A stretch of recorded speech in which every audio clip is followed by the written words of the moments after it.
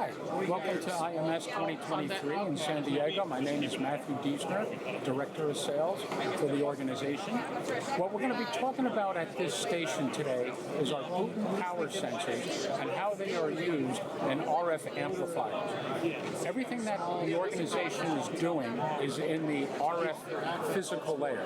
And today what we're going to show is the power of our sensors and how we can test amplifiers, especially in the OFDM signaling areas where we have LTE for 5G, 6G, and we're also doing some of the satellite communications, Wi-Fi signals. So at the demonstration, what we're going to be showing is we have a demo aid here that is generating a pulsed signal as we see on our display.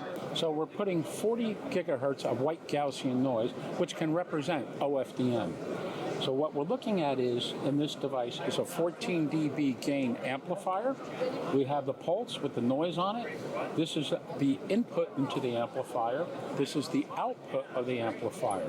And what we're using to display these signals is our Boonton Power Analyzer software. What is very unique about the Boonton Power Analyzer software is it allows us to display the fast measurements that we are taking as far as a pulse signal. We do 100,000 measurements per second, and what we're able to display is the input to the amplifier, the output of the amplifier, and we're using a display called statistic mode, which is CCDF, complementary cumulative distribution function. And what we're showing is the time that a signal is at and the power that that signal is at in this waterfall type of diagram. So what we have also is numerical display where we can see at any particular point in time what is the percentage that we're at that peak power. Now what happens in some of the communication amplifiers, these peaks can actually start compressing. What we're also looking at in this display is the dark blue line, the dark yellow line is the average power.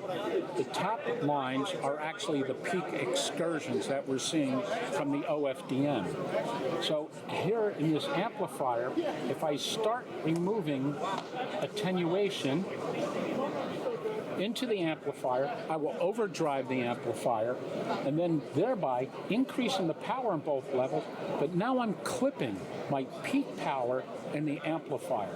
And what we're seeing in the representation over here is about a 4 dB separation.